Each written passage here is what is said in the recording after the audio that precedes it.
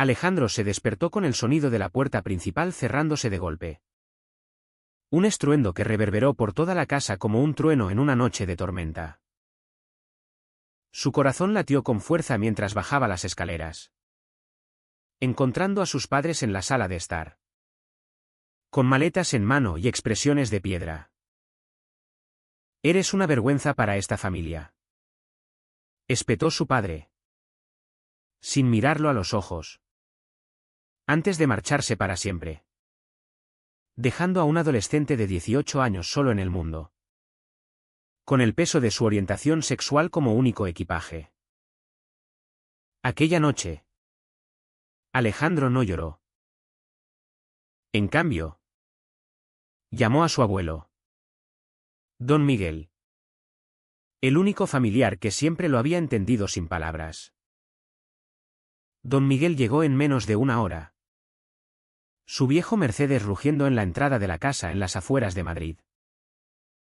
«Ven conmigo, hijo», dijo con voz firme pero cálida, extendiendo una mano arrugada por los años de trabajo en sus viñedos. Alejandro no dudó, empacó lo esencial y dejó atrás la casa que ahora se sentía como una cárcel vacía. En el camino hacia la finca familiar en las colinas de La Rioja, el silencio entre ellos fue reconfortante, no opresivo. Don Miguel no preguntó sobre la pelea, ya lo sabía todo. Había visto las señales en las miradas evasivas de su hijo, el padre de Alejandro. Durante años, la finca era un paraíso de viñas ondulantes bajo el sol español. Un lugar donde el tiempo parecía detenerse. Don Miguel, un viudo de 75 años con una fortuna acumulada en el negocio del vino, se convirtió en el pilar de Alejandro. Le enseñó a podar las vides, a catar los caldos envejecidos en barriles de roble. Y, lo más importante, a ser el mismo sin miedo. La sociedad cambia, pero el corazón no miente, solía decir mientras compartían una copa al atardecer. Alejandro floreció allí, se matriculó en la Universidad en Logroño, estudiando administración de empresas con un enfoque en enología, soñando con expandir el legado familiar. Pero en su interior, la herida de sus padres ardía como un fuego lento. ¿Cómo podían abandonarlo por amar a quien amaba? Fue en la universidad donde conoció a Carlos. Carlos era un estudiante de arte de 22 años. Originario de Barcelona, con una pasión por la pintura que reflejaba su alma tormentosa. Alto, con cabello negro que caía en ondas rebeldes y ojos oscuros que parecían leer los pensamientos ajenos. Carlos irrumpió en la vida de Alejandro durante una feria cultural. Alejandro estaba presentando un proyecto sobre vinos sostenibles cuando Carlos se acercó, pincel en mano, y le pidió permiso para esbozarlo. «Tienes una luz en los ojos que no se ve todos los días», dijo con una sonrisa que hizo que Alejandro se sonrojara. Conversaron hasta que la feria cerró. Y esa noche, bajo las luces de la Plaza Mayor, compartieron su primer beso. Un momento de pura electricidad que borró temporalmente el dolor del pasado. Su relación creció con la lentitud de una vid madurando. Carlos se mudó a Logroño para estar cerca, alquilando un pequeño estudio donde pintaba retratos inspirados en Alejandro. Juntos, exploraban las bodegas ocultas de la región. Debatían sobre política y sociedad. Y planeaban un futuro donde el amor no fuera un secreto. Pero no todo era idílico. Carlos provenía de una familia conservadora en Cataluña, donde las tradiciones católicas pesaban como anclas. Aunque sus padres lo aceptaban a regañadientes, siempre había tensión en las visitas familiares. No entienden que el amor es amor, confesaba Carlos en las noches de insomnio, acurrucado contra Alejandro. Este A su vez, compartía sus propios demonios, el abandono de sus padres lo había dejado con una desconfianza profunda hacia los lazos familiares. ¿Podía el amor resistir tales presiones? Don Miguel observaba su relación con aprobación silenciosa. Invitaba a Carlos a las cenas familiares, tratándolo como a un nieto más. El mundo es cruel con los diferentes. Pero aquí, en esta casa, sois libres, les decía. Bajo su tutela, Alejandro asumió más responsabilidades en la finca, gestionando exportaciones a Europa y América. La fortuna de don Miguel, valorada en unos 10 millones de euros. No era solo dinero, era un imperio construido con sudor y astucia. Alejandro sabía que un día heredaría todo. Pero nunca pensó en ello como un derecho, sino como una responsabilidad. Sin embargo, las sombras del pasado no se disipaban fácilmente. Un día, mientras revisaba correos electrónicos en la oficina de la finca, Alejandro encontró un mensaje anónimo: tus padres saben de tu éxito. Cuidado con lo que heredas. El corazón se le aceleró. ¿Era una amenaza? ¿O solo paranoia? Compartió el correo con Carlos, quien lo abrazó fuerte. No les des poder sobre ti, murmuró. Pero Alejandro no podía ignorarlo.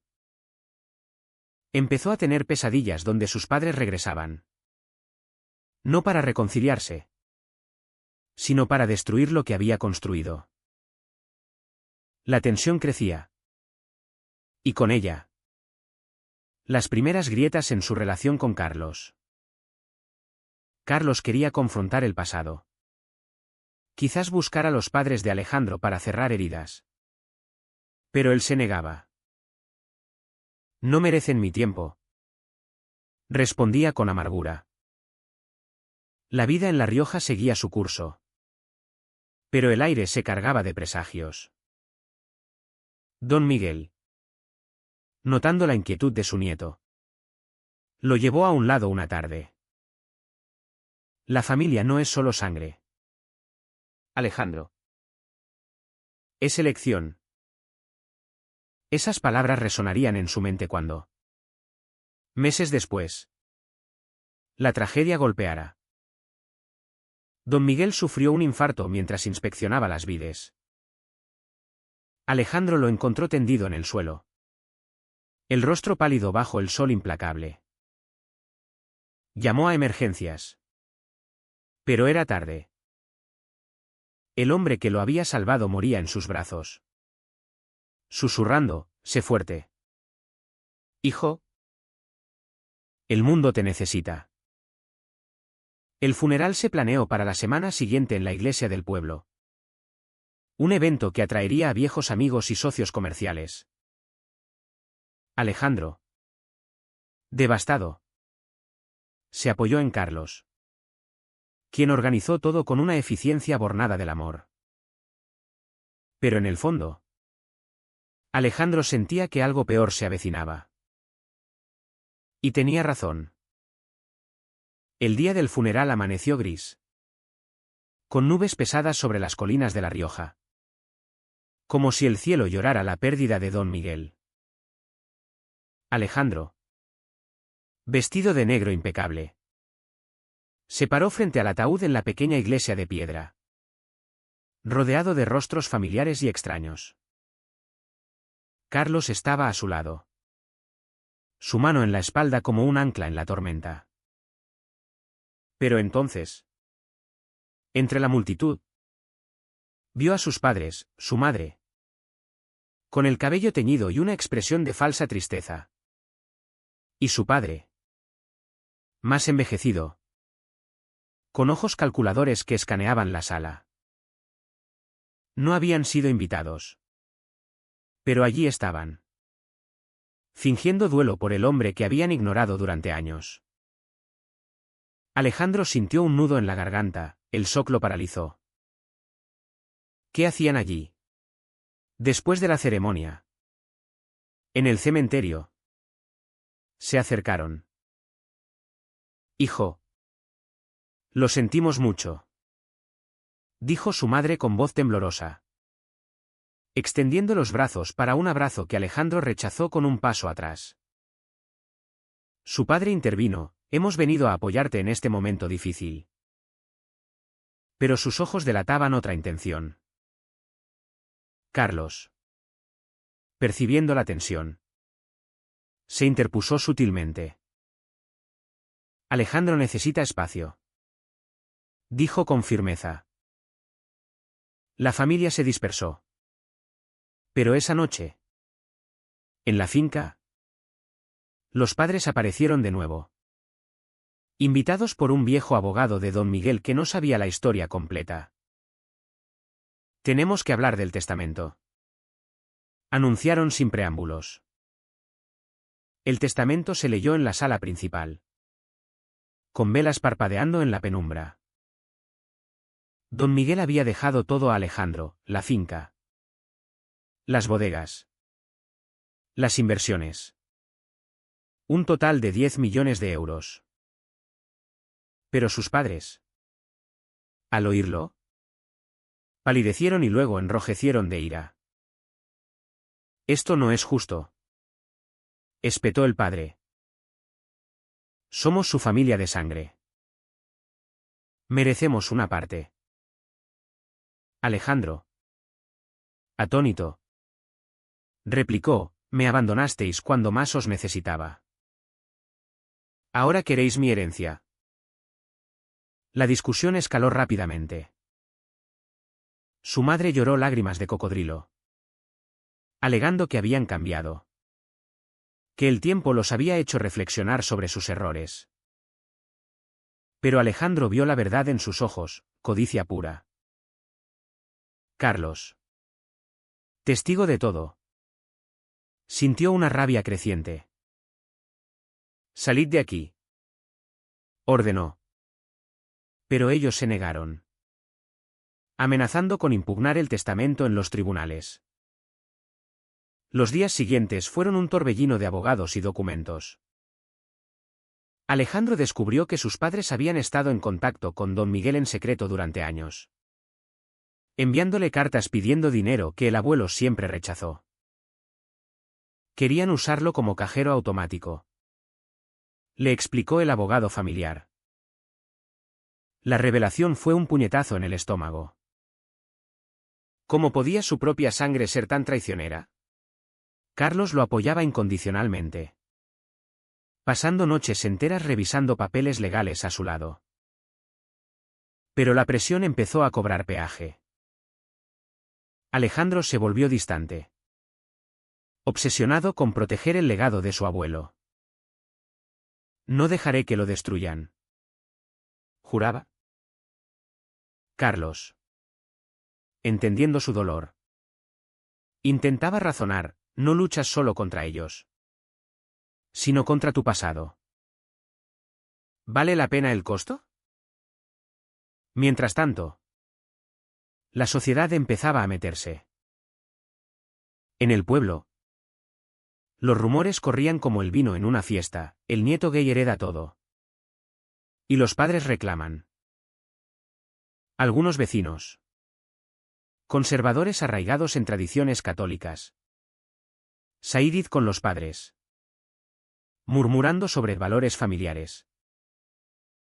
Otros, más progresistas, apoyaban a Alejandro, viéndolo como un símbolo de cambio en una España moderna. Pero las redes sociales amplificaron el drama: un artículo en un periódico local expuso la historia, atrayendo comentarios hirientes. Un pervertido no merece esa fortuna, escribía un anónimo. Alejandro leyó todo, cada palabra cortando como un cuchillo. Carlos lo encontró llorando en el estudio una noche. No dejes que te definan, susurró, abrazándolo. Pero el daño estaba hecho. Alejandro empezó a cuestionar su propia valía. En medio del caos, surgió una tentadora oferta. Un socio comercial de don Miguel, un hombre astuto llamado Rafael, se acercó a Alejandro con una propuesta: vender parte de la finca para liquidar cualquier disputa legal rápidamente. Tus padres se conformarían con 1 millón cada uno, sugirió. Alejandro vaciló. Vender significaba traicionar el legado de su abuelo. Pero también paz. Carlos se opuso vehementemente: no cedas. Lucha por lo que es tuyo. La discusión entre ellos escaló por primera vez. Tú no entiendes lo que es perder a tu familia 2 veces, gritó Alejandro. Carlos, herido, replicó: yo soy tu familia ahora. El silencio que siguió fue ensordecedor. Los padres no se detuvieron. Enviaron cartas amenazantes, alegando que don Miguel había sido manipulado por Alejandro, insinuando que su orientación sexual lo hacía inestable. En una reunión con el juez, su padre declaró: lo abandonamos por su bien, para que reflexionara. Ahora vemos que fue un error. Pero la herencia nos corresponde. Alejandro, en la sala, sintió náuseas. ¿Cómo podían torcer la verdad así? Su madre añadió: queremos reconciliarnos. Pero era una fachada. Investigando, Alejandro descubrió que estaban endeudados hasta el cuello, con hipotecas y préstamos fallidos. La herencia era su salvavidas. Carlos, viendo a Alejandro desmoronarse, tomó una decisión arriesgada. Contactó a un periodista amigo en Madrid para exponer la historia completa, esperando que la opinión pública presionara a los padres. El artículo salió: padres abandonan a hijo gay y regresan por millones. Las reacciones fueron mixtas. Algunos aplaudieron la valentía de Alejandro. Otros lo condenaron por lavar trapos sucios. Pero el golpe maestro fue cuando Carlos encontró evidencia de que los padres habían intentado sobornar al abogado de don Miguel años atrás. Con eso, el caso se fortaleció. Sin embargo, la exposición trajo consecuencias. Amenazas anónimas llegaron a la finca. Y Carlos recibió un mensaje: deja de meterte o lo pagarás. Alejandro, aterrorizado, le rogó que se alejara. No quiero perderte por esto. Carlos negó: estamos juntos en esto. Pero la tensión crecía. Y con ella, el miedo a que su amor no sobreviviera. La batalla legal se intensificó en los tribunales de Logroño, donde el aire cargado de formalidades contrastaba con el torbellino emocional de Alejandro. Sus padres, representados por un abogado agresivo, presentaron testigos falsos que juraban que don Miguel había expresado arrepentimiento por consentir la vida de Alejandro. Era un hombre tradicional, argumentaban. Alejandro, sentado en el banquillo, sintió el peso de las miradas juzgadoras.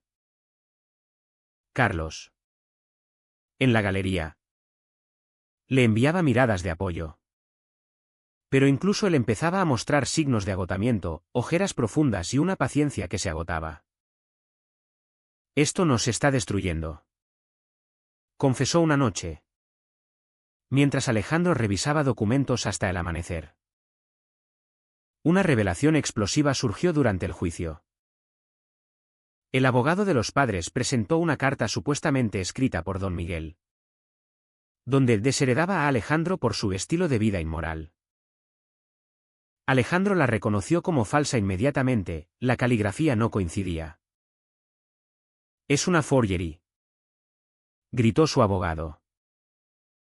La investigación reveló que los padres habían pagado a un falsificador en Madrid. El escándalo estalló. Los padres fueron acusados de fraude. y el juez ordenó su detención temporal. Alejandro, aliviado pero exhausto, vio a su madre romper en llanto genuino por primera vez. ¿Por qué nos odias tanto?, sollozó. Él respondió con voz quebrada: vosotros me odiáis primero. Su padre, esposado, solo miró al suelo, derrotado. Pero la victoria legal no trajo paz.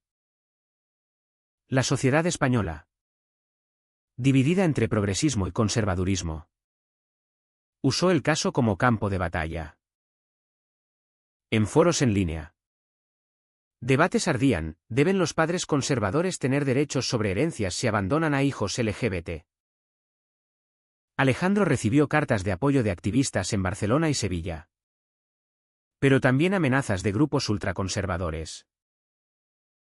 En la finca, la producción de vino sufrió, empleados leales se quedaron. Pero otros, influidos por rumores, renunciaron. Carlos, intentando ayudar, asumió tareas administrativas. Pero su arte sufrió. No he pintado en meses, admitió. Alejandro se sentía culpable: ¿estoy arrastrándote conmigo? Carlos lo besó: el amor es sacrificio. Pero en su interior, dudas crecían. Una noche, tras una audiencia particularmente brutal, Alejandro confrontó a Carlos. Tal vez deberíamos pausar esto. No quiero que pagues por mis batallas. Carlos, herido, explotó: eso es huir. Como tus padres. Las palabras dolieron como un latigazo. Se gritaron mutuamente. Desenterrando resentimientos, Carlos acusó a Alejandro de cerrarse emocionalmente. Alejandro a Carlos de no entender el trauma familiar. La pelea culminó con Carlos saliendo de la casa, conduciendo hacia Logroño. Alejandro, solo en la oscuridad, lloró por primera vez desde el abandono. ¿Era esto el precio de defender su verdad? Al día siguiente, Carlos regresó con flores y una disculpa. No puedo imaginar mi vida sin ti, dijo. Se reconciliaron en la bodega, donde el aroma de los vinos envejecidos recordaba el legado de Don Miguel. Pero la reconciliación fue frágil. Los padres, liberados bajo fianza, enviaron un último mensaje: renuncia a la mitad y acabamos esto. Alejandro lo consideró seriamente. Vender parte de la finca significaría estabilidad financiera para todos, pero también una traición a su abuelo. Carlos lo disuadió: no les des lo que no merecen. En cambio, Alejandro optó por donar una porción de la herencia a organizaciones LGBT en España. Un gesto que enfureció a sus padres pero le dio propósito. Esto es por todos los que sufren como yo, declaró en una entrevista. La presión social alcanzó su pico cuando un grupo conservador organizó una protesta fuera de la finca, con carteles que decían: la familia tradicional primero. Alejandro y Carlos los enfrentaron desde la verja, con la policía mediando. Esto no es sobre dinero, es sobre aceptación, gritó Alejandro. Un manifestante respondió: Dios no acepta perversiones. Carlos, furioso, casi se lanza. Pero Alejandro lo detuvo. Esa noche, exhaustos, hablaron de mudarse a Madrid. Empezar de nuevo. Pero la finca era su hogar, abandonarla sería otra derrota. En un giro inesperado, la madre de Alejandro apareció sola en la puerta una mañana. No vengo por dinero, dijo con voz temblorosa. Quiero entender. Alejandro, escéptico, la dejó entrar. Hablaron durante horas. Ella confesó su miedo a la sociedad. Su educación estricta que la hizo rechazar lo diferente. Pensé que te protegía, admitió. Alejandro compartió su dolor. Las noches de soledad. El amor por Carlos. Lágrimas fluyeron, fue un momento de vulnerabilidad cruda. Carlos. Observando desde lejos. Sintió esperanza. Pero el padre no cambió, rechazó cualquier reconciliación. Enfocándose en el juicio. La madre. Dividida. Eligió quedarse con él. Pero plantó una semilla de duda en Alejandro, ¿podía el perdón curar? El caso se acercaba a su fin. El juez, influido por la evidencia de fraude, falló a favor de Alejandro. Los padres perdieron todo derecho. Condenados a pagar costas judiciales. Alejandro ganó. Pero el triunfo fue agridulce. La relación con Carlos, tensionada por meses de estrés, necesitaba reparación. Hemos pagado un precio alto, reflexionó Alejandro. Carlos asintió, pero salimos más fuertes. O eso esperaban. Con el juicio concluido, la finca volvió a la normalidad aparente. Pero las cicatrices permanecían. Alejandro, ahora dueño absoluto, invirtió en modernizaciones, paneles solares en las viñas. Tours inclusivos para la comunidad LGBT. Carlos retomó su pintura. Creando una serie inspirada en su lucha, retratos de parejas diversas contra fondos de viñedos. Simbolizando resiliencia. Pero en privado. Las noches eran de reflexión. ¿Valió la pena? Se preguntaba Alejandro. Mirando las estrellas desde la terraza. Carlos lo abrazaba, sí. Porque nos definió. Sin embargo, la sociedad no olvidaba, artículos seguían circulando. Y Alejandro se convirtió en un involuntario activista. Invitado a charlas en universidades sobre derechos LGBT y conflictos familiares. Sus padres desaparecieron de su vida una vez más. Mudándose a una pequeña ciudad en Andalucía. Endeudados y aislados. Alejandro recibió una carta de su madre meses después, me equivoqué. Ojalá pudiéramos empezar de nuevo. Él la guardó sin responder. El perdón aún lejano. Carlos lo animaba a intentarlo, el odio envenena. Pero Alejandro temía otra traición. En cambio, canalizó su energía en la relación. Planeando un viaje a las Islas Canarias para reconectar. Allí, bajo el sol tropical, renovaron sus votos informales, prometiendo enfrentar futuros juntos. Eres mi familia elegida, dijo Alejandro.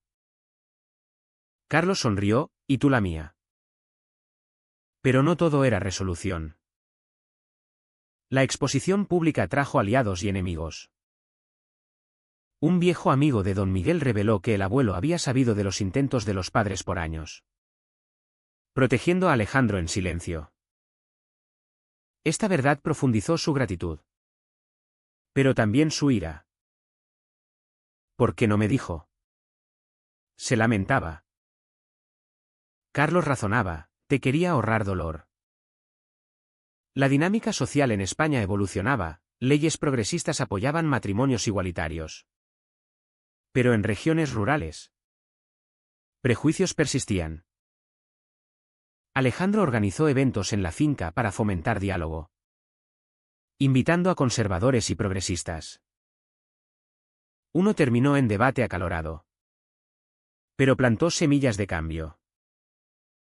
En un momento de introspección, Alejandro enfrentó su mayor conflicto interno. ¿Era el responsable de la ruina de sus padres? Habían elegido el abandono. La codicia. Pero como hijo, ¿debía ayudar? Carlos, con su perspectiva artística, lo ayudó a ver: la moral no es blanco y negro. Hiciste lo correcto protegiéndote. Alejandro donó anónimamente dinero para sus deudas médicas. Un gesto de compasión sin reconciliación. Fue un sacrificio silencioso. Uno que le costó paz mental. La relación con Carlos evolucionó a través del fuego. Aprendieron a comunicarse mejor. A no dejar que el estrés los dividiera. Pero el precio fue alto: confianza erosionada. Noches de insomnio. Amistades perdidas. En una cena con amigos, Alejandro reflexionó: la sociedad nos obliga a pelear por lo que debería ser natural. Carlos añadió: pero ganamos al no rendirnos. Su amor, forjado en adversidad, se fortaleció, pero con la conciencia de su fragilidad. Años después, la finca prosperaba. Un símbolo de resiliencia. Alejandro y Carlos adoptaron un perro, planeando una boda legal. Pero el pasado acechaba en sueños. ¿Había hecho lo correcto al no perdonar del todo? La vida continuaba, con sus elecciones y consecuencias. ¿Es ético que un hijo abandone a sus padres a su suerte después de que ellos lo abandonaran primero? Incluso si eso significa perpetuar un ciclo de dolor familiar.